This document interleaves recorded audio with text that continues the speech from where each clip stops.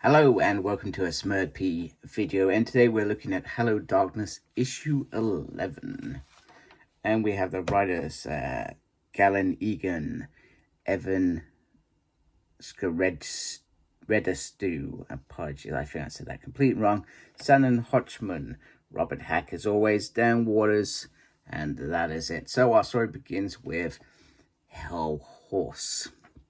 Now the horse was perhaps given too much certain drugs that made it a little bit hyper, and it made it run. It got first place, but then it ran into the woods and, well, broke its leg after throwing off the rider. But the rider isn't bothered. He's won. He's gonna go celebrate, and his dad's gonna put down the horse who has shattered his leg, and the boy whose horse it actually is very upset. So he's had enough. He takes his cigarettes, he takes some booze, and he goes off into woods. And he just wishes that he could turn everything into fire. And lo and behold, Fire Horse. And he calls it Licorice, which is what his horse was called. But of course, it really isn't. And it literally picks him up to go for a ride. And you can see where this is all going. Flames are burning. He has a fiery sword. It's almost like Ghost Rider, but with horses. And his nut sort of turns into a skull. So he rides in, pretty much puts his dad down, kills his brother, whose disregard for life was evidential. And then he is like, wait a minute, what the hell have I done? And then somebody speaks to him, do not grieve for him. That's right. He has become part of the 4 horsemen of apocalypse. So they are going to ride for conquest, for phantom and death. And it says the end is near, but I want more because this is fantastic. I absolutely love this. Then we get shit cans, which didn't really make much sense to me, but that's okay. So this man's looking for his friend in the tunnels where I believe that they were painting. But there is like this sort of memoir diary or something, like he's writing as he's walking along, which is interesting and different from a first person's perspective. And I have read books of first person perspective, and it does work, but it doesn't work when you get to the big events or their death. So so there's an awful smell. He ends up going through some creepy, tiny sort of tunnels that his friend could fit through, but he would perhaps struggle. And then he starts realizing that he smells a bit different, and then he sees his friend, and his friend's got the sign on his thing of what they were painting in the tunnels. And then he realizes that, wait a minute, I've turned into a damn raccoon. And then yeah, it's they can understand each other in raccoon language, and that's pretty much it. So very strange. And then you got this sort of overview of it, which is interesting, but some beautiful artwork here. So I'm not sure if this is about an artist that actually goes and dresses like a raccoon and paints in creepy tunnels. Not really sure. Now this story, The Void That Lived in the Manor by Shannon, it's quite interesting, but I found myself very, very confused, not gonna lie. So she doesn't get swept out to sea. It's 1924, and she goes to this house. I'm not sure whether it's her house. It feels like it's her house, and there's this sort of cat creeping around. So she decides she doesn't want to read the letters, and the cat just turns up, and she's wondering whether she's dying. So I started thinking, is she sort of in dreamland right now? And she just goes to put her hands into the cat. It's sort of like a void, and it's very bizarre. The cat can make things disappear, hence I guess the hand here. But this doesn't seem to be the same character as this, and this is what threw me. Maybe she is the cat, perhaps. I'm not entirely sure.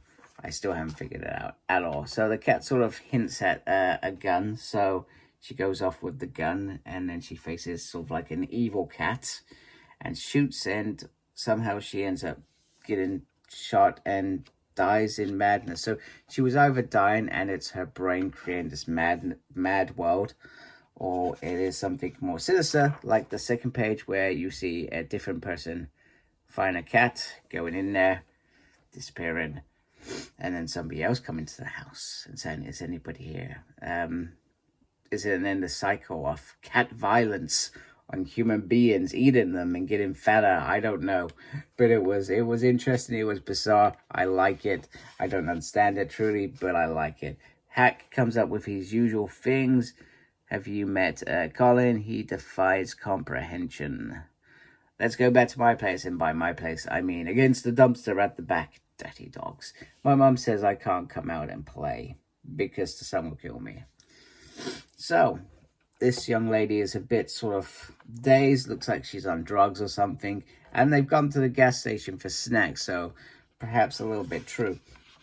However, when she talks, after getting the crappy snacks from the gas station, because they have slim pickings, she starts talking about the aliens. The aliens made us do it. They wanted us to create the cities, the security, the medicine, the companionship, because quite interesting I found, and this is one that I did understand, is when they come to invade, they don't come to invade because they want the place like this. What they do is they absorb the noise. The noise is what they feed off and gives them power and food and substance in their own alien world, which is fantastic. And then something starts happening. Something quite surprising. So usually alien invasions are them invading secretly and taking over the world, or destroying the world, one or the other. This is them literally lifting out parts of the world, taking it to wherever they live, and then they absorb the noise and eat, basically, and then move on to the next world. So I thought that was very interesting. I thought that was very cool. So girl starts panicking, trying to find her friend, but it's too late. They've literally been ripped up, and she could sense it in you. And she says that you can't naturally perceive them or see them or hear them, but she could. I'm not sure why. Maybe that's because she's on drugs, and she's tuned into it. And this could have been a crazy fantasy. However, it turns out to be real as they are leaving the planet. So yeah. So the world's just in chaos and left as it is. Nice ending. I like that. I did enjoy that. A great deal.